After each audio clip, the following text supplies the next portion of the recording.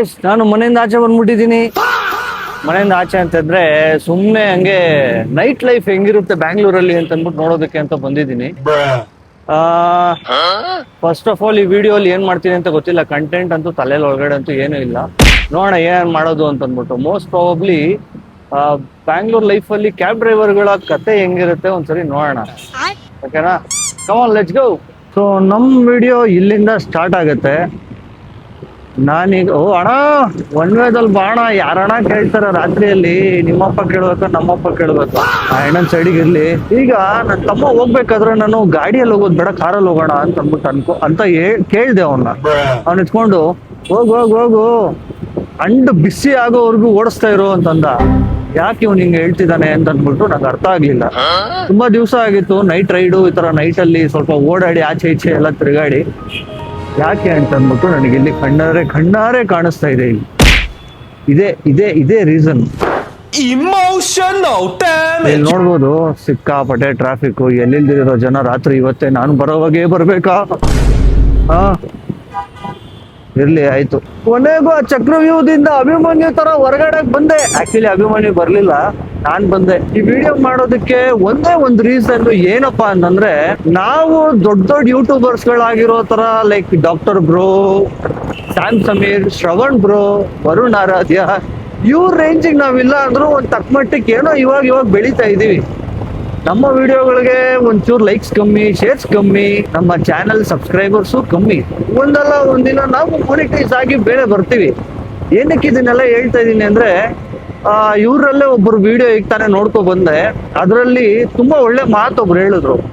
ಏನಪ್ಪಾ ಅಂತಂದ್ರೆ, ಅವ್ರ ಫ್ಯಾಮ್ಲಿನಾಗ್ಲಿ, ಅವ್ರ ಗರ್ಲ್ ಫ್ರೆಂಡಿಗಾಗ್ಲಿ, ಇಲ್ಲ ಅವ್ರ ಫಿಯಾನ್ಸಿಗಾಗ್ಲಿ ಏನದು ಸರ್ಪ್ರೈಸ್ ಕೊಡ್ಬೇಕಂದ್ರೆ ಮನಿ ತುಂಬಾ ಇಂಪಾರ್ಟೆಂಟ್ ಆಗುತ್ತೆ.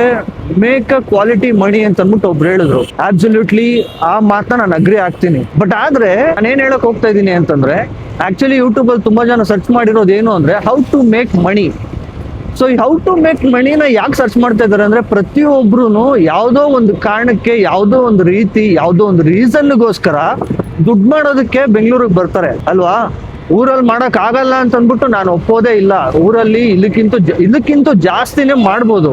ಆಪರ್ಚುನಿಟಿ ಸ್ವಲ್ಪ ಕಮ್ಮಿ ಇರುತ್ತೆ ಅರ್ಬನ್ ಏರಿಯಾಗಿಂತ ರೂರಲ್ ಏರಿಯಾದಲ್ಲಿ. ಸೊ ಈ ಅರ್ಬನ್ ಏರಿಯಾದಲ್ಲಿ ಬಂದವಾಗ ತುಂಬಾ ಜನ ಗಂಡ್ಮಕ್ಳಿಗೆ ತಲೆಯಲ್ಲಿ ಓಡೋದು ಏನಪ್ಪಾ ಅಂತಂದ್ರೆ, ಒಂದ್ ಕಾರ್ ತಗೊಬಿಡೋಣ, ಎಲ್ಲೋ ಬಡ್ ಕಾರ್ ತಗೊಂಡು ಕ್ಯಾಬ್ ಓಡಿಸೋಣ ಅಂತ ಅಂದ್ಬಿಟ್ಟು ಎಲ್ಲರೂ ಅನ್ಕೊಳ್ತಾರೆ. ಕರೆಕ್ಟ್ ಅಲ್ವಾ? ಇನ್ನೂ ಒಂದು ವಿಷಯ ಏನಪ್ಪಾ ಅಂತಂದ್ರೆ, ಈಗ ತಾನೇ ನಾನು ಜಸ್ಟ್ ನೋಡ್ಕೊಂಡ್ ಬಂದಿದ್ದು ಒಂದು ರಿಯಾಲಿಟಿ ಏನಪ್ಪಾ ಅಂತಂದ್ರೆ, ರಾತ್ರಿ ಆದ್ರೂ ಕೂಡ ಈ ಪಾರ್ಟಿ ಟ್ರಾಫಿಕ್ ಇದೆ. ಆ ಟ್ರಾಫಿಕ್ ಅಲ್ಲಿ ಹೊರಗ್ ಬರೋಷ್ಟೊತ್ತಿಗೆ ನನಗೆ 10 ನಿಮಿಷ ಹಿಡಿತು. ಏನು, ಒಂದು ಬ್ರಿಡ್ಜ್ ಕ್ರಾಸ್ ಮಾಡಕ್ಕೆ, ಬೆಲ್ಲಂದೂರು ಬ್ರಿಡ್ಜ್ ಕ್ರಾಸ್ ಮಾಡೋದಕ್ಕೆ ನಂಗೆ 10 ನಿಮಿಷ ಹಿಡಿತು. ಟ್ರಾಫಿಕ್ ಅಲ್ಲಿ ಅಷ್ಟೊತ್ತು ಎಲ್ಲೋ ಬೋರ್ಡ್ ಕ್ಯಾಬ್ಗಳು ಈ ಕಂಪನಿಗೆ ಅಟ್ಯಾಚ್ ಮಾಡಿರೋರಾಗಿರ್ಬೋದು, ಓಲಾ ಉಬರ್ ಆಗಿರ್ಬೋದು, ಎಕ್ಸೆಟ್ರಾ ಯಾವ್ದಾವ್ದು ಇದವೋ ಅದಕ್ಕೆ ಎಲ್ಲರೂ ಓಡಿಸೋರಾಗಿರ್ಬೋದು. ಏನ್ ಮಾಡ್ತಾರೆ, ಬೆಳಗ್ಗೆ ಹೊತ್ತು ಓಡಿಸೋದಕ್ಕೆ ಆಗೋದಿಲ್ಲ ಅಂತ ಅಂದ್ಬಿಟ್ಟು ರಾತ್ರಿ ಹೊತ್ತು ಓಡಿಸ್ತಾರೆ. ರಾತ್ರಿ ಹೊತ್ತು ಯಾಕಪ್ಪ ಓಡಿಸ್ತಾರೆ? ಟ್ರಾಫಿಕ್ ಇರಲ್ಲ, ಒಂಚೂರು ದುಡ್ಡು ಮಾಡ್ಬೋದು ಅಂತ ಅಂದ್ಬಿಟ್ಟು. ಕೆಲವರ ಲಾಜಿಕ್ ಆಗ್ಲಿ, ಇಲ್ಲ ಅಂದ್ರೆ ಕೆಲವರ ಕ್ಯಾಲ್ಕುಲೇಷನ್ ಪ್ರಕಾರ ಆಗ್ಲಿ, ಒಂದೊಂದ್ಸರಿ ಆ ಮಿಸ್ಕ್ಯಾಲ್ಕುಲೇಷನ್ ಆಗೋದು ತುಂಬಾ ಸಾಮಾನ್ಯ. ಏನಕ್ಕೆ ಅಂತಂದ್ರೆ, ಟ್ರಿಪ್ಸ್ ಅಂತೂ ತುಂಬಾ ಕಮ್ಮಿ ಬರೋದು. ಯಾರಾದ್ರೂ ನೀವು ಕ್ಯಾಬ್ ಡ್ರೈವರ್ಗಳು ಯಾರಾದ್ರೂ ಈ ವಿಡಿಯೋ ನೋಡ್ತಾ ಇದ್ರೆ, ನಾನು ಹೇಳಿದ್ ಸುಳ್ಳ ನಿಜಾನ ಅಂತ ಅಂದ್ಬಿಟ್ಟು ನೀವು ಕಮೆಂಟ್ ಮಾಡಿ ಹೇಳಿ. ಯಾಕೆ ಮಾತು ಹೇಳ್ತಾ ಇದ್ದೀನಿ ಅಂತಂದ್ರೆ, ತುಂಬಾ ಜನ ಏನ್ ಮಾಡ್ತಾರೆ, ಟ್ರಾಫಿಕ್ ಅಲ್ಲಿ ಓಡಿಸೋದಕ್ಕೆ ಇಷ್ಟ ಪಡೋದಿಲ್ಲ. ಯಾಕೆ ಅಂದ್ರೆ ಕ್ಲಚ್ ಪದೇ ತುಳಿತಾ ಇರ್ಬೇಕು ಅಂತ ಅಂದ್ಬಿಟ್ಟು. ಆ ಕ್ಲಚ್ ಪ್ಲೇಟ್ ತುಳಿತಾ ಇರೋದ್ರಿಂದ ಕಾಲು ಸಿಕ್ಕಾಪಟ್ಟೆ ನೋವು ಬರುತ್ತೆ, ರೈಟ್? ಆಟೋಮೆಟಿಕ್ ಕಾರ್ ಅಂತೂ ಎಲ್ಲೋ ಬೋರ್ಡಲ್ಲಿ ಬರಲ್ಲ. ಅದಕ್ಕೆ ಬರ್ಬೇಕು ಅಂತಂದ್ರೆ ನಿಮ್ ಕಾರ್ನ ಆಲ್ಟರ್ ಮಾಡಿಸ್ಕೋಬೇಕು. ಅದಕ್ಕೂ ಕೆಲವು ಜನ ವಿಡಿಯೋಸ್ ಅಪ್ಲೋಡ್ ಮಾಡಿದ್ದಾರೆ, ಕ್ಲಚ್ನ ಫ್ರೀ ಮಾಡೋದಕ್ಕೋಸ್ಕರ ಏನ್ ಮಾಡ್ಬೇಕು ಅಂತ. ಬಟ್ ಅದು ಎಷ್ಟು ಮಟ್ಟಕ್ಕೆ ರಿಯಾಲಿಟಿ ವರ್ಕ್ ಆಗುತ್ತೆ ಅಂತ ಅಂದ್ಬಿಟ್ಟು ನಮ್ಗೆ ಯಾರಿಗೂ ಅಷ್ಟೊಂದು ಗೊತ್ತಿರೋದಿಲ್ಲ. ನಾನು ಏನಕ್ಕೆ ಈ ವಿಡಿಯೋ ಹೇಳ್ತಾ ಇದ್ದೀನಿ ಅಂತಂದ್ರೆ, ದುಡ್ಡು ಮಾಡೋದಕ್ಕೆ ನಾನು ಪ್ರತಿಯೊಬ್ಬರಿಗೂ ಹೇಳ್ತಾ ಇರೋದು ಏನು ಅಂತಂದ್ರೆ, ಕ್ಯಾಬ್ ಒಂದೇ ಓಡಿಸಿದ್ರೆ ದುಡ್ಡು ಮಾಡಕ್ ಆಗುತ್ತೆ ಅಂತ ಅಂದ್ಬಿಟ್ಟು ಹೇಳ್ತಾ ಇಲ್ಲ. ಅದೊಂದು ಪಾರ್ಟ್ ಅಷ್ಟೇ. ಅದ್ರಲ್ಲೇ ನಾನು ಬೆಳಿತೀನಿ ಅಂತಂದ್ರೆ ಅದು ನೀವು ಅನ್ಕೊಂತಾ ಇರೋದು ಒಂದು ಪಾಯಿಂಟ್ ಆಫ್ ವ್ಯೂ ಅಲ್ಲಿ ರಾಂಗ್. ಕ್ಯಾಬೇ ಓಡಿಸ್ಬೇಕು ಅಂತ ಅಂದ್ಬಿಟ್ಟಿಲ್ಲ. ಯಾಕಂದ್ರೆ ಇಲ್ಲಿ ನೋಡಿ ಎಷ್ಟು ಕ್ಯಾಬ್ ಓಡ್ತಾ ಇದೆ ಇಲ್ಲಿ. ಈಗ ಅವರೆಲ್ಲ ಓಡಿಸಿಲ್ಲ ಅಂದ್ರೆ ಟ್ರಾನ್ಸ್ಪೋರ್ಟ್ ಸಿಸ್ಟಮ್ ಇದಾಗತ್ತಾ ಅಂತ ಅಂದ್ಬಿಟ್ಟು ಹೇಳಿದ್ರೆ, ಅದಕ್ಕೂ ಕೂಡ ಏನಂತೆ ಗೌರ್ಮೆಂಟ್ ಕಡೆಯಿಂದ ನಮ್ಮ ಪಬ್ಲಿಕ್ ಟ್ರಾನ್ಸ್ಪೋರ್ಟ್ ಇದೆ. ಈಗೇನೋ ಫ್ರೀ ಬಿಟ್ಟಿದ್ದಾರೆ, ಅದು ಎಷ್ಟು ದಿನವರೆಗೂ ನಡೆಯುತ್ತೆ ಗೊತ್ತಿಲ್ಲ. ಫ್ರೀ ಬಯಾಸ್ ಎಲ್ಲ ಇರೋದ್ರಿಂದ, ಕರೆಕ್ಟ್ ಅಲ್ವಾ? ಬಟ್ ಆದ್ರೆ ಎಂಡ್ ಆಫ್ ದಿ ಡೇ ಕ್ಯಾಬೇ ಓಡಿಸ್ಬೇಕು ಅಂತ ಅಂದವಾಗ ಎಷ್ಟೋ ಜನಕ್ಕೆ ಇವತ್ತಿಗೆ ಹೆಣ್ ಕೊಡೋದನ್ನ ನಿಲ್ಲಿಸ್ಬಿಟ್ಟಿದ್ದಾರೆ. ಅವನು ಕಾರ್ ಓಡಿಸ್ತಾನಂತೆ, ಅವನು ಕ್ಯಾಬ್ ಓಡಿಸ್ತಾನಂತೆ, ಅವ್ನು ಬರೀ ಏನೋ ಇನ್ನೊಂದೇನೋ ಕೆಲಸ, ಚಿಕ್ಕ ಕೆಲಸ ಮಾಡ್ತಾನಂತೆ. ನೋಡಿ, ನೀವು ಮಾಡೋ ಕೆಲಸ ಯಾವ್ದು ದೊಡ್ಡದು ಚಿಕ್ಕದು ಯಾವ್ದು ನಿಮ್ಮನ್ನ ಡಿಫೈನ್ ಮಾಡಲ್ಲ. ಮುಂದೊಂದ್ ದಿನ ನೀವು ಎಲ್ಲಾರ್ಗಿಂತೂ ದೊಡ್ಡವರೇ ಆಗ್ಬೋದು. ಈಗಿರೋ ಯೂಟ್ಯೂಬರ್ಸ್ಗೂ ಇನ್ನೊಬ್ರಿಗೂ ಒಂಚೂರು ದೊಡ್ಡವರೇ ಆಗ್ಬೋದು. ನಾನು ಹೇಳೋದು ಏನಕ್ಕೆ ಅಂತ ಹೇಳ್ತಾ ಇದೀನಿ ಅಂದ್ರೆ, ಒಂದ್ ಕೆಲಸ ನೀವು ಮಾಡ್ತಾ ಇದೀರ, ಕೆಲವ್ರಿಗೆ, ನಾನು ಎಲ್ಲಾರ್ಗು ಹೇಳ್ತಾ ಇಲ್ಲ ಡ್ರೈವರ್ಸ್ಗಳಿಗೆ, ಕೆಲವ್ರಿಗೆ ನೀವು ಒಂದು ಡಿಸೈಡ್ ಮಾಡ್ಕೊಂಡಿದ್ದೀರಾ ಅಂತಂದ್ರೆ, ಒಂದ್ ಟಾರ್ಗೆಟ್ ಇಟ್ಕೊಂಡಿದ್ದೀರಾ ಅಂತಂದ್ರೆ, ಆ ಟಾರ್ಗೆಟ್ ನ ರೀಚ್ ಮಾಡೋದಕ್ಕೆ ಟ್ರೈ ಮಾಡಿ. ವೈ? ಬಿಕಾಸ್ ನಿಮ್ಗೆ ಒಂದು ಫ್ಯಾಮಿಲಿ ಇರುತ್ತೆ. ಅಟ್ಲೀಸ್ಟ್ ನಿಮ್ಗೆ ಫ್ಯಾಮಿಲಿ ಇಲ್ಲ ಅಂದ್ರೆ ನಿಮ್ ಲೈಫ್ ನ ನೀವು ಲೀಡ್ ಮಾಡೋದಕ್ಕೋಸ್ಕರ ಆದ್ರೂ ನೀವು ಚೆನ್ನಾಗಿರ್ಬೇಕು. ಯಾವತ್ತಿಗೂ ನೀವು ಕಾರಲ್ಲೇ ಮಲಗ್ತೀರಾ, ಕಾರ್ ಒಳಗಡೆನೆ ಇರ್ತೀನಿ ಅಂತ ಅನ್ನೋದು ತುಂಬಾ ತಪ್ಪು. ಸರಿ, ಬನ್ನಿ, ನಮ್ ಗಾಡಿ ಪೆಟ್ರೋಲ್ ಇಲ್ಲ, ಫಸ್ಟ್ ಪೆಟ್ರೋಲ್ ಹಾಕ್ಸ್ಕೊಳ್ಳೋಣ, ಆಮೇಲೆ ಮೋಟಿವೇಶನ್ ಮಂಜಾ ಆಗ್ಬಿಡೋಣ. ನಾನು ಏನಕ್ಕೆ ಇಷ್ಟೊಂದು ಕುಂಗ್ತಾ ಇದ್ದಿದ್ದು ಅಂತಂದ್ರೆ, ನನಗೇನು ಕ್ಯಾಬ್ ಡ್ರೈವರ್ಗಳ ಮೇಲೆ ಕೋಪ ಅನ್ನೋದಿಲ್ಲ, ತುಂಬಾ ಅಪಾರವಾದ ಗೌರವ ಇದೆ. ಪ್ಲಸ್ ಜೊತೆಗೆ ನಮ್ ಫ್ಯಾಮಿಲಿಯಲ್ಲೂ ತುಂಬಾ ಜನ ಡ್ರೈವರ್ಗಳು ಇದ್ದಾರೆ. ನಾನು ಅವ್ರು ಮಾಡ್ತಾ ಇರೋ ಸ್ಟ್ರಗಲ್ ಆಗಿರ್ಬೋದು, ಅವರ ಲೈಫ್ ಸ್ಟೈಲ್ ಅಲ್ಲಿ ಅವ್ರು ಏನೋ ಒಂದು ಮಾಡ್ಬೇಕು, ಮುಂದಕ್ಕೆ ಬರ್ಬೇಕು ಅನ್ನೋದಕ್ಕೆ ಏನೇನೋ ಮಾಡ್ತಾ ಇರೋದಕ್ಕೆ ಹೋಗ್ಬೋದು. ಪಾಪ ಅವ್ರು ಮಾಡೋದನ್ನೆಲ್ಲ ಹೋಗಿ ಫಾರ್ ಎಕ್ಸಾಂಪಲ್ ಏನೋ ಒಂದು ಮಾಡಕ್ ಹೋಗ್ತಾರೆ. ಇವತ್ತಿನ ದಿನ ನಾನೊಂದು 4,000 ದುಡಿಬೇಕು ಅಂತ ಪ್ಲಾನ್ ಮಾಡಿರ್ತಾರೆ. ಓಕೆನಾ? ಅವತ್ತಿನ ದಿನ ಒಂದಿನ ಆಗುತ್ತೆ, 2ನೇ ದಿನ ಆಗುತ್ತೆ, 3ನೇ ದಿನ, 4ನೇ ದಿನ, 5ನೇ ದಿನ ಕಂಟಿನ್ಯೂಸ್ ಆಗಿ 1,000 ಕೂಡ ಆಗೋದಿಲ್ಲ. ಒದ್ದಾಡ್ತಾ ಇರ್ತಾರೆ. ಯಾಕಪ್ಪ ಅಂದ್ರೆ ಬ್ಯಾಂಗ್ಳೂರ್ ಟ್ರಾಫಿಕ್ ನಾವು ಅನ್ಕೊಂಡಷ್ಟು ಈಸಿ ಇಲ್ಲ, ಸುಲಭ ಇಲ್ಲ. ಸಿಕ್ಕಾಪಟ್ರೆ ಹೆವಿ ಟ್ರಾಫಿಕ್ ಇರುತ್ತೆ. ಏನಕ್ಕೆ ಹೆವಿ ಟ್ರಾಫಿಕ್ ಇರುತ್ತೆ ಅಂತಂದ್ರೆ, ನಾವು ಇಲ್ಲೇ ಹುಟ್ಟಿ ಇಲ್ಲೇ ಬೆಳೆದು ಇದೇ ರಾಜ್ಯದಲ್ಲಿ ಇದ್ದವರು ನಾವಿಲ್ಲಿ ಬಂದು ಬೆಂಗಳೂರಲ್ಲಿ ಬದುಕ್ತಾ ಇದೀವಿ ಅಂತಂದ್ರೆ ಯಾವ್ದೋ ರೀತಿ ತಪ್ಪೇನಿಲ್ಲ. ಬೇರೆ ರಾಜ್ಯದವರು ಬಂದು ಇಲ್ಲಿ ಬದುಕ್ತಾ ಇದಾರೆ, ಅದಕ್ಕೂ ಯಾವ್ದೋ ರೀತಿ ತಪ್ಪೇನಿಲ್ಲ. ಬಟ್ ಆದ್ರೆ ಅವ್ರು ಬಂದು ಇಲ್ಲಿ ಇನ್ನೂ ಚೆನ್ನಾಗೇ ಇದಾರೆ. ನಾವು ಇಲ್ಲಿ ಬಂದು ಅವ್ರಿಗೋಸ್ಕರ ನಾವು ಕೆಲಸ ಮಾಡ್ತಾ ಇದೀವಿ. ಎಲ್ಲೋ ಒಂದ್ ಕಡೆ ಹರ್ಟ್ ಆಗುತ್ತೆ ಸ್ವಲ್ಪ. ಯಾಕಪ್ಪ ಅಂತಂದ್ರೆ, ನೋಡಿ, ನಾವು ಇಲ್ಲಿ ನಮ್ ಕೈಯಲ್ಲಿ ಕೆಲಸ ಇದೆ, ನಮ್ಗೆ ಏನ್ ಬದುಕ್ಬೇಕು, ಏನ್ ಬಾಳ್ಬೇಕು ಅಂತ ಅಂದ್ಬಿಟ್ಟು ಗೊತ್ತಿದೆ. ಬಟ್ ಆದ್ರೆ ಒಬ್ರ ಹತ್ರ ನಾವು ಅನ್ನಿಸ್ಕೊಂಡು ಇದೆಲ್ಲ ಮಾಡೋದು ಎಲ್ಲೋ ನನಗೆ ಒಂಚೂರು ಫೀಲ್ ಆಗುತ್ತೆ. ಡ್ರೈವರ್ಗಳಿಗೆ ನಾನು ಯಾಕೆ ಅಷ್ಟೊಂದು ಕನ್ಸರ್ನ್ ತೋರಿಸ್ತಾ ಇದ್ದೀನಿ ಅಂತಪ್ಪ ಅಂತಂದ್ರೆ, ಅವ್ರ ಲೈಫ್ ತುಂಬಾ ಈಸಿ ಅಂತೂ 100% ಇಲ್ಲ. ಇದೇ ಕೆಲಸ, ಇದೇ ಡ್ರೈವಿಂಗ್ ಫೀಲ್ಡ್ 10 ವರ್ಷದ ಹಿಂದೆ ಬಿಫೋರ್ ಕೋವಿಡ್ ಹೇಳಿದಿರ ಅಂದ್ರೆ ನಾನು ಒಪ್ತೀನಿ. ಈಸಿಯಾಗಿ 4,000, 5,000, 3,000 ಆ ತರ ಮಾಡ್ಕೊಂಡ್ಬಿಡೋರು. ಆಗಿದ್ದ ಕಾಂಪಿಟೇಷನ್, ಆಗಿದ್ದ ಗಾಡಿಗಳು, ಆಗಿದ್ದ ಡ್ರೈವರ್ಗಳು ಕಮ್ಮಿ ಇದ್ರು. ಈಗ ದಿನೇ ದಿನೇ ಹೊಸ ಗಾಡಿ ಬರ್ತಾ ಇದೆ, ಹೊಸ ಡ್ರೈವರ್ಗಳು ಉಟ್ಕೊಳ್ತಾ ಇದಾರೆ, ಹೊಸದಾಗಿ ಒಬ್ಬೊಬ್ರು ಬರ್ತಾನೆ ಇದಾರೆ. ಈಗ ಇಲ್ಲಿ ನಾನ್ ನೋಡ್ತಾ ಇದ್ದಂಗೆ, ಈಗ ಇಷ್ಟು ಸದ್ಯಕ್ಕೆ ನಾನು ನೋಡ್ದಂಗೆ ಏನಿಲ್ಲ ಅಂದ್ರೂ ಒಂದು 200 ಗಾಡಿಗಳು ನೋಡಿದ್ದೀನಿ. 200 ಎಲ್ಲೋ ಬೋರ್ಡ್ ಗಾಡಿಗಳು. ಸೊ ಇದೆಲ್ಲ ಬಿಡಿ. ಡ್ರೈವರ್ಸ್ ಬಗ್ಗೆ ನಾನೇನೋ ತಪ್ಪಾಗಿ ಹೇಳಿದ್ರೆ ನಿಜವಾಗ್ಲೂ ಸಾರಿ. ನನಗೆ ಅನ್ಸಿದ್ದು ನಾನು ಹೇಳಿದ್ದೀನಿ. ನೀವು ಮಾಡ್ತಾ ಇರೋದು ಸರಿ ಇದೆ, ಆದ್ರೆ ಯಾರ್ಯಾರು ತುಂಬಾ ಸೋಂಬೇರಿಯಾಗಿ ಮಾಡ್ತಾ ಇದಾರೋ ಅವ್ರಿಗೆ ಮಾತ್ರ ಹೇಳಿದ್ದು. ಯಾರ್ಯಾರು ಕರೆಕ್ಟಾಗಿ ಮಾಡ್ತಿದಾರೋ, ನಿಮ್ಮ ಗೋಲಲ್ಲಿ, ಐ ಮೀನ್ ನಿಮ್ಮ ಲೈಫಲ್ಲಿ ಒಂದು ಗೋಲ್ ಇದೆ, ಆ ಗೋಲ್ನ ನೀವು ಅಚೀವ್ ಮಾಡಬೇಕು ಅಂತ ಅನ್ನೋದಕ್ಕೆ ನೀವು ಯಾವುದೋ ಒಂದು ಸ್ಟೆಪ್ ತಗೊಂಡು ನೀವು ಮಾಡ್ತಾ ಇದ್ದೀರಾ ಅಂದ್ರೆ hats off to you, hats off to your family.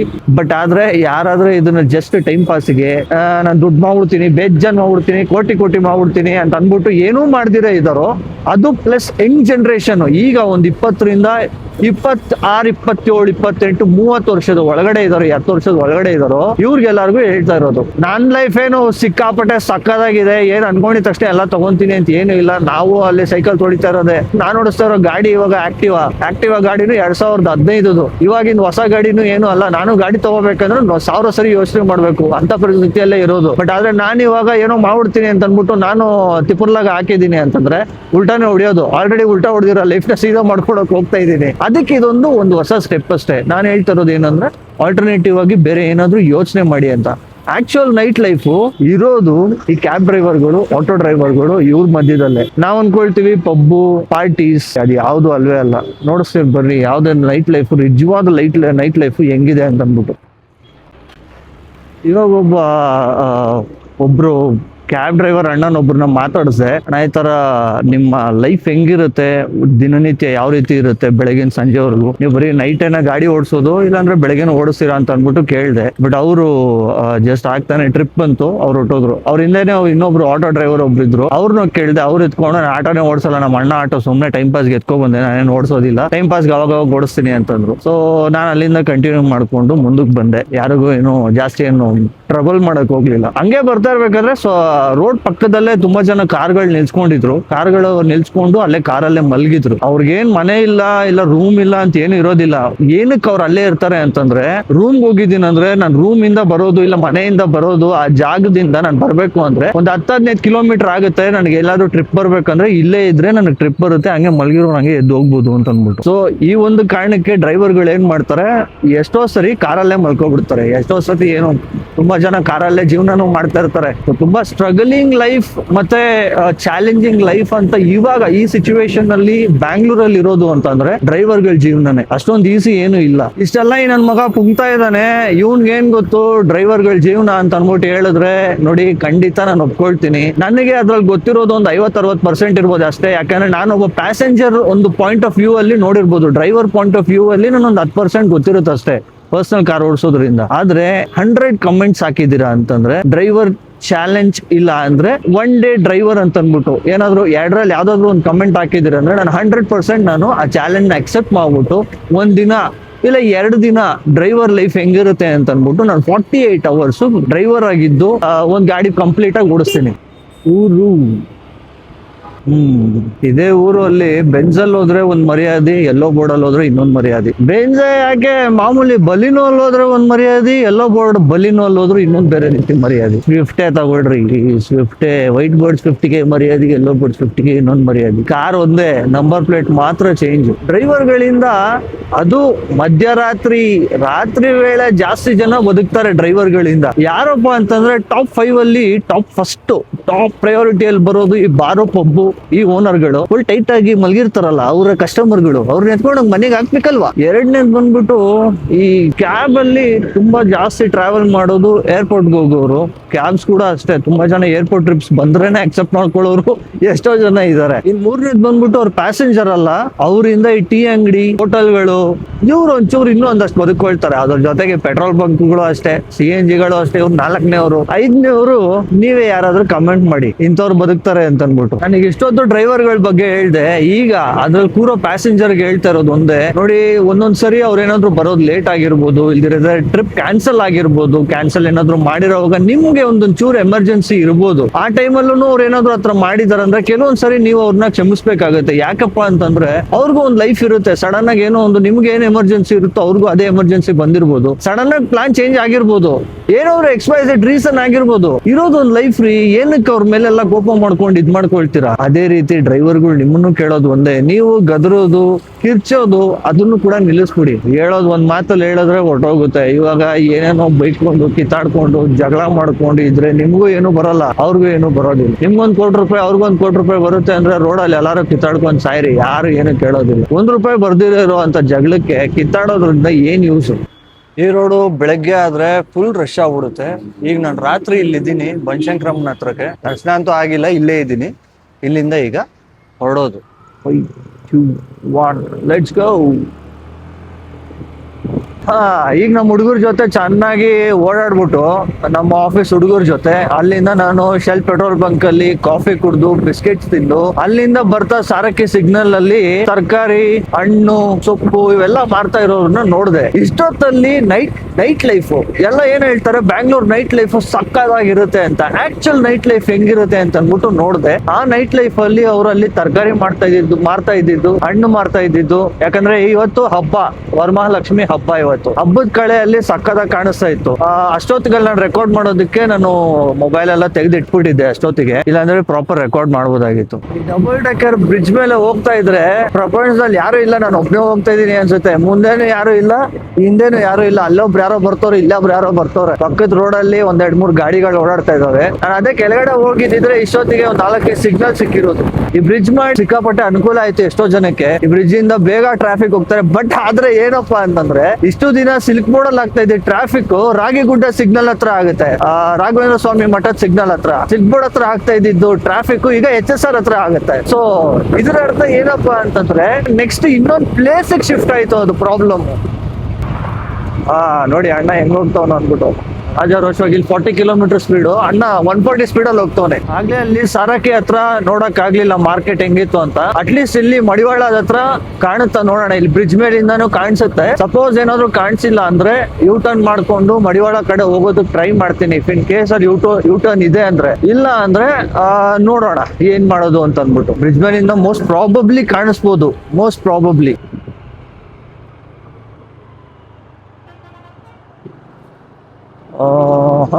ಈ ಬ್ರಿಡ್ಜ್ ಮೇಲಂತೂ ಕಾಣಿಸ್ತಾ ಇಲ್ಲ ಏನೂನು.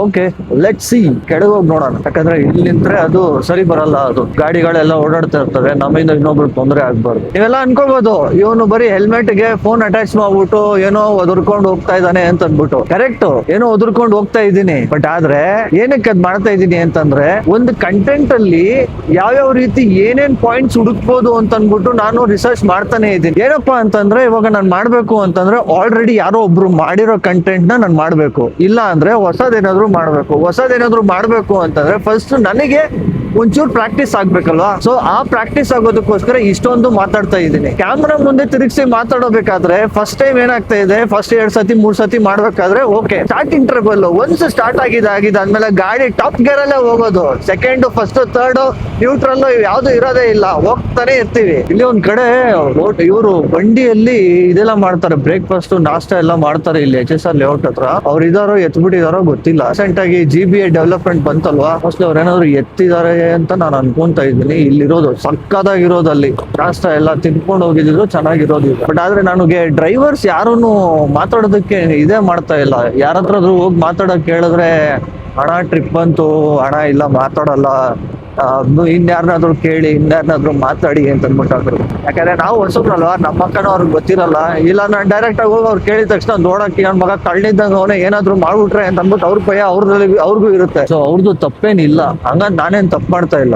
ಒಂದ್ ವಿಷಯ ಏನು ಅಂದ್ರೆ ಎಲ್ಲ ಯೂಟ್ಯೂಬರ್ಸ್ ಇವಾಗ ಹೊಸದಾಗಿ ಯಾರು ಸ್ಟಾರ್ಟ್ ಮಾಡ್ತಾ ಇದಾರೋ ಲೈಕ್ ನನ್ನಂತವ್ರು, ಈಗ ಬೇಗ ಸಬ್ಸ್ಕ್ರೈಬರ್ಸ್ ಆಗೋಗ್ಬಿಡ್ಬೇಕು, ಬೇಗ 4000 ವಾಚ್ ಅವರ್ ಆಗ್ಬಿಡ್ಬೇಕು, ಅದಾಗೋಗಿದೆ ಅಂದ್ರೆ ಮಾನಿಟೈಸ್ ಆಗುತ್ತೆ, ದುಡ್ಡು ಬರಕ್ ಸ್ಟಾರ್ಟ್ ಆಗುತ್ತೆ ಅಂತ ಅನ್ಬಿಟ್ಟು ಏನೇನೋ ಶಾರ್ಟ್ ಕಟ್ಸ್ ಎಲ್ಲ ಕ್ರಿಯೇಟ್ ಮಾಡ್ತಾ ಇದಾರೆ. ಫಾರ್ ಎಕ್ಸಾಂಪಲ್ ಒಂದ್ 2-3 ನಾನು ರೀಲ್ಸ್ ನೋಡಿದೆ ಇನ್ಸ್ಟಾಗ್ರಾಮ್ ಅಲ್ಲಿ ಮತ್ತೆ ಯೂಟ್ಯೂಬ್ ಶಾರ್ಟ್ಸ್ ಅಲ್ಲಿ. ಅಲ್ಲಿ ಏನ್ ಹೇಳಿದಾರೆ ಅಂದ್ರೆ, guys I want to tell you something, ಒಂದ್ ಗ್ರೂಪ್ ಕ್ರಿಯೇಟ್ ಮಾಡ್ತೀನಿ, ಆ ಗ್ರೂಪ್ ಅಲ್ಲಿ ಲೆಟ್ಸ್ ಸೇ ಎಲ್ಲ ಯೂಟ್ಯೂಬರ್ಸ್ ಹೊಸಬ್ರು ಯಾರ್ಯಾರು ಇದ್ದೀರಾ ಎಲ್ಲರೂ ಜಾಯಿನ್ ಆಗಿ, ಆ ಜಾಯಿನ್ ಆಗಿದ್ದಾದ್ಮೇಲೆ ನೀವು ನನ್ನ ಸಬ್ಸ್ಕ್ರೈಬ್ ಮಾಡಿ, ನಾನು ನಿನ್ನ ಸಬ್ಸ್ಕ್ರೈಬ್ ಮಾಡ್ತೀನಿ, ನಾವು ಜೆನ್ಯೂನ್ ಆಗಿ ನಿಮ್ ವಿಡಿಯೋಸ್ ನಾವು ನೋಡ್ತೀವಿ, ನಮ್ ವಿಡಿಯೋಸ್ ನೀವು ನೋಡ್ತೀವಿ, ಕಮೆಂಟ್ ಮಾಡಿ, ಹಂಗೆ ಮಾಡಿ ಹಿಂಗೆ ಮಾಡಿ ಅಂತ ಅಂದ್ಬಿಟ್ಟು ಹೇಳ್ತಾ ಇದ್ದೀರಾ. ಸಿ, ಈ ತರ ಶಾರ್ಟ್ ಕಟ್ಸ್ ಎಲ್ಲ ಮಾಡೋದ್ರಿಂದ ಏನಾಗುತ್ತೆ ಅಂತಂದ್ರೆ ಅಲ್ಲೇ ಇದ್ದೋಗ್ತೀವಿ, ಯಾವ್ದೇ ಕಾರಣಕ್ಕೂ ನಾವು ಮುಂದಕ್ಕೆ ಹೋಗೋದಿಲ್ಲ, ಮೇಲಕ್ಕೆ ಬರೋದಿಲ್ಲ. ಸೊ ನೀವು ಸ್ಟ್ರಗಲ್ ಪಟ್ಟು ಯಾವ ರೀತಿ ಕಂಟೆಂಟ್ ಕೊಟ್ರೆ ಯಾವ ಜನ ಏನ್ ನೋಡ್ತಾರೆ ಅಂತ ಅಂದ್ಬಿಟ್ಟು ಅರ್ಥ ಆಗೋವರೆಗೂ ನೀವು ಆತರ ಎಲ್ಲ ಶಾರ್ಟ್ ಕಟ್ಸ್ ಯಾವ್ದೇ ಮಾಡಿದ್ರು ಕೂಡ ಶಾರ್ಟ್ ಆಗಿ ಹೋಗ್ಬಿಡ್ತೀರಾ. ಫುಲ್ ಆಗಂತೂ ಯಾರು ಇರೋದಿಲ್ಲ. ಅರ್ಧಕ್ಕರ್ಧ ಹೋಗ್ಬೇಕು, ಅರ್ಧ ಜೀವನ ಮಾಡ್ಬೇಕು ಅಂತಂದ್ರೆ ನೀವು ಮಾಡ್ಕೋಬಹುದಂಗೆ. ಬಟ್ ಆದ್ರೆ ಯೂಟ್ಯೂಬ್ ಅಲ್ಲಿ ಆ ಪಾಲಿಸೀಸ್ ಎಲ್ಲಾನು ಅವರು ನೋಡ್ತಿರ್ತಾರೆ. ಯಾಕಂದ್ರೆ ಈಗಿರೋ AI ಟೆಕ್ನಾಲಜೀಸ್ ಮತ್ತೆ ಇಂಜಿನಿಯರ್ಸ್ ಯಾರನ್ನು ಸುಮ್ನೆ ಬೆಳ್ ಚಿಪ್ಕೊಂಡಿಲ್ಲ, ಯಾರೂನು ಎಲ್ಲರಿಗೂ ಗೊತ್ತಾಗುತ್ತೆ ಈ ತರ ಎಲ್ಲ ಶಾರ್ಟ್ ಕಟ್ಸ್ ಎಲ್ಲ ಮಾಡಿದ್ರೆ ಏನಾಗುತ್ತೆ ಅಂತ ಅಂದ್ಬಿಟ್ಟು. ಸೊ ಬೆಟರ್ ನೀವು ಅದನ್ನ ಏನ್ ಮಾಡ್ತಾ ಇದ್ದೀರಾ ಅದನ್ನ ಸ್ಟಾಪ್ ಮಾಡ್ಬಿಟ್ಟು ಬೇರೆ ರೀತಿ ಯೋಚನೆ ಮಾಡಿ. ಈ ತರ ಎಲ್ಲ ಯೋಚನೆ ಮಾಡ್ಬಿಟ್ಟು ಚಿಲ್ಲರೆ ಕೆಲಸಗಳೆಲ್ಲ ಮಾಡಕ್ ಹೋಗಿದ್ದೀರಾ ಅಂತಂದ್ರೆ ಒಂದಲ್ಲ ಒಂದಿನ ಅದು ಎಡವಟ್ ಆಗ್ಬಿಟ್ಟು ನಿಮ್ಮ ಐಡಿನೇ ಬ್ಲಾಕ್ ಆಯ್ತು. ಹಾಗೇನ್ ಮಾಡ್ತೀರಾ? ಅಷ್ಟೆಲ್ಲ ಮಾಡಿ ಕೂಡ ವೇಸ್ಟ್ ಆಗುತ್ತೆ. ಮತ್ತೆ ಇನ್ನೊಂದು ಐಡಿ ಮಾಡ್ಬಿಟ್ಟು ಇನ್ನೊಂದ್ ರೀತಿನ ಅದೇ ರೀತಿ ಮಾಡ್ತಾ ಇರ್ತೀರಾ. ಅದನ್ನೇ ನೀವು ಒಳ್ಳೆ ಕಂಟೆಂಟ್ ಕೊಟ್ಟು ಒಳ್ಳೆ ರೀತಿ ಮಾಡಿದೀರಾ ಅಂತಂದ್ರೆ ನಿಮ್ ಐಡಿನೂ ಬ್ಲಾಕ್ ಆಗೋದಿಲ್ಲ. ನೀವು ಒಂದ್ ಒಳ್ಳೆ ಫೇಮು, ಒಳ್ಳೆ ನೇಮು ಎಲ್ಲ ಇಟ್ಕೊಂಡಿರ್ತೀರ, ನಿಮ್ಗೂ ಅದೊಂದು ಸ್ಯಾಟಿಸ್ಫೈ ಆಗತ್ತೆ. ಯಾರ್ ಗುರು ಒನ್ ವೇಲ್ ಬರ್ತವನೆ, ಅಲ್ಲಿ ನೋಡಿದ್ರೆ ವರ್ತೂರಲ್ಲಿ ಯಾರೋ ವಾಟರ್ ಟ್ಯಾಂಕರ್ ಒಬ್ಬ ಗಾಡಿ ಮೇಲೆ ಹತ್ತಿಸ್ಬಿಟ್ಟು ಬ್ಯಾಕ್ ಟೈರ್ ಎಲ್ಲ ಫುಲ್ ಬೆಂಡ್ ಮಾಡಿ ಇಟ್ಬಿಟ್ಟಿದ್ದಾನೆ. ಇಲ್ಲಿ ಇನ್ನೊಂದು ವಾಟರ್ ಟ್ಯಾಂಕರ್ ಇಲ್ಲೇ ಹೋಗ್ತಾ ಇದೆ. ಅವ್ನ ಹಿಂದೆ ಹೋದ್ರು ತಪ್ಪು, ಮುಂದೆ ಹೋದ್ರು ತಪ್ಪು, ಪಕ್ಕದಲ್ಲಿ ಹೋದ್ರು ತಪ್ಪು, ಎಲ್ಲಿದ್ರು ತಪ್ಪು. ಫಸ್ಟ್ ಇವನ್ನ ಕಳ್ಸ್ಬಿಡ್ಬೇಕು, ಇಲ್ಲ ನಾವು ಹೋಗ್ಬಿಡ್ಬೇಕು, ಇಲ್ಲ ನಮ್ಮನ್ ಕಳ್ಸ್ಬಿಡ್ತಾನೆ. ಅಣ್ಣ ನೀನ್ ಹೋಗೋದಲ್ದಿರ ಪಾಯಿಂಟ್ಸ್ ಪೌಡ್ರ್ ಎಗರ್ಸ್ತಾ ಇದೆಯಲ್ಲ ಅಣ್ಣ, ಯಾರಣ್ಣ ನೀನು? ಯಾರಿಗೂ ಅಪ್ಪನು ನೋಡಿ. ಇವರೆಲ್ಲ ಎಷ್ಟೊಂದ್ ಜನ ಇಲ್ಲೇ ಇದ್ರೆ ಕಾರಲ್ಲೇ ಮಲಗಿರ್ತಾರೆ. ಎಷ್ಟೋ ಜನ ಇಲ್ಲೇ ಕಾರಲ್ಲಿ ಮಲಗಿರ್ತಾರೆ. ಈಗ ಅವ್ರನ್ನ ಹೋಗಿ ಎಬ್ಬರಿಸ್ಬಿಟ್ಟು ಅಣ್ಣ ನಾನು ಯೂಟ್ಯೂಬರ್ ಅಣ್ಣ, ಒಂಚೂರು ಒಂದು ಬೈಟ್ ಕೊಟ್ಬಿಡೋಣ ಅಂತ ಅಂದ್ಬಿಟ್ಟು ಹೇಳಿದಾರೆ ಅಂದ್ರೆ ನನ್ನೇ ಬೈಟ್ ಮಾಡ್ಬಿಡ್ತಾನೆ ಅಣ್ಣ. ಇರ್ಲಿ ಮಾಡೋಣ ಒಂದಿನ. ಯಾರಾದ್ರೂ ಕಮೆಂಟ್ ಹಾಕಿ ಒಂದಿನ ಡ್ರೈವರ್ ಲೈಫ್ ಹೆಂಗಿರುತ್ತೆ ಅಂತ ಮಾಡು ಅಂತ ಹೇಳಿದಿರ ಅಂದ್ರೆ ನಾನು 100% ಹೇಳ್ತಾ ಇದ್ದೀನಿ, ಒಂದಿನ ಅಲ್ಲ 48 hours ಕಾರಲ್ಲೇ ಇದ್ದು ಮಾಡ್ತೀನಿ. This is my challenge. ನೀವು ನಿಜ 100 ಕಮೆಂಟ್ ಹಾಕಿದೀರಾ ಅಂದ್ರೆ ಸಾಕು. ನಾವು 1-2 ಕೇಳ್ತಾ ಇಲ್ಲ, 100 ಕಮೆಂಟ್ ಬಂದಿದೆ ಅಂತಂದ್ರೆ ನಾನು 101% ನಾನು ಆ ಚಾಲೆಂಜ್ ಮಾಡೇ ಮಾಡ್ತೀನಿ. ಆಗ್ಲಿಂದ ವಿಡಿಯೋ ಮಾಡ್ತಾ ಇದ್ದೀನಿ. ಎಲ್ಲಾದ್ರೂ ವೈಟ್ ಬೋರ್ಡ್ ಅಂದ್ರೆ ಪ್ರೈವೇಟ್ ವೆಹಿಕಲ್ ಎಲ್ಲಾನ ಕಾಣಿಸ್ತಾ, ಎಲ್ಲ ನೋಡಿ ಎಲ್ಲೋ ಬೋರ್ಡ್ಗಳು, ಎಲ್ಲೋ ಬೋರ್ಡ್ಗಳು, ಎಲ್ಲೋ ಬೋರ್ಡು, ಎಲ್ಲೋ ಬೋರ್ಡ್, ಪ್ರತಿ ಒಂದ್ ಕಡೆ ಎಲ್ಲೋ ಬೋರ್ಡೇ ಕಾಣಿಸ್ತಾ ಇದೆ. ನಿಜವಾಗ್ಲೂ ಡ್ರೈವರ್ಸ್ ಲೈಫ್ ಅಷ್ಟೊಂದು ಈಸಿ ಇಲ್ಲ, ತುಂಬಾ ಕಷ್ಟ ಇದೆ. ಆದ್ರೆ ಕರೆಕ್ಟ್ ಆಗಿ ಪ್ಲಾನ್ ಮಾಡಿ ಮಾಡಿದೀರಾ ಅಂತಂದ್ರೆ ಡ್ರೈವರ್ಸ್ ಗಳು, ಅದ್ರಲ್ಲೂ ಸ್ಟ್ರಿಕ್ಟ್ ಆಗಿ ಮಾಡ್ತಾರವ್ರಿಗೆ ನಾನು ಯಾವ್ದೇ ರೀತಿ ಏನು ಹೇಳ್ತಾ ಇಲ್ಲ. ನೀವು ಅಂದ್ರೆ ತುಂಬಾ ಗೌರವ ಇದೆ ನಂಗೆ. ಕೆಲವರು ಬೇಕಾಬಿಟ್ಟಿಯಾಗಿ ಮಾಡ್ಕೊಂಡು ಈ ಡ್ರೈವಿಂಗ್ ಫೀಲ್ಡ್ ಅಲ್ಲಿ ಸುಮ್ನೆ ಆಟ ಆಡ್ಕೊಂಡು ಮಾಡ್ತಾರೆ ನೋಡಿ, ಅಂತವ್ರಿಗೆ ಹೇಳೋದು ಏನು ಅಂದ್ರೆ, ಒಂದು ನಿಮ್ ಲೈಫ್ ಅಲ್ಲಿ ಒಂದು ಗೋಲ್ ಇಟ್ಕೊಳ್ಳಿ, ಜೊತೆಗೆ ನಿಮ್ ಫ್ಯಾಮಿಲಿ ಅನ್ನೋದು ಒಂದು ಇದೆ ಅಂತ ಇಟ್ಕೊಳ್ಳಿ. ಅಟ್ಲೀಸ್ಟ್ ನಿಮ್ ಫ್ಯಾಮಿಲಿ ಇಲ್ಲ ಅಂದ್ರೆ ಮುಂದಕ್ಕೆ ಒಂದು ಫ್ಯಾಮಿಲಿ ಮಾಡ್ಕೊಂತೀರಾ ಅನ್ನೋದಕ್ಕೋಸ್ಕರ ಆದ್ರೂ ಲೈಫ್ ನ ಲೀಡ್ ಮಾಡೋದಕ್ಕೋಸ್ಕರ ಏನಾದ್ರು ಮಾಡಿ. ನೀವು ಬೇಕಾಬಿಟ್ಟಿಯಾಗಿ ಮಾಡಿದ್ರೆ ಒಂದ್ ಹೆಂಗ್ ಗೊತ್ತಾ, ಕಾರು ನಿಮ್ದಾಗ್ದಿರೇ ಇದ್ರೆ, ಬಾಡಿಗೆ ಕಾರ್ ಆಗಿದ್ರೆ, ಬಾಡಿಗೆ ಯಾರು ಕಟ್ತಾ ಇದ್ದೀರೋ ಅವ್ರನ್ನ ಬೆಳೆಸ್ತಾ ಇರ್ತೀರಾ, ಬಿಟ್ರೆ ನೀವಂತೂ ಉದ್ಧಾರ ಆಗೋ ಚಾನ್ಸೇ ಇಲ್ಲ. ಚೆನ್ನಾಗಿರೋ ರೋಡ್ ನ ಕಿತ್ ಬಿಸಾಕ್ಬಿಟ್ಟು ಹಾಳು ಮಾಡಿ ಇಕ್ತವ್ರು ಇಲ್ಲಿ.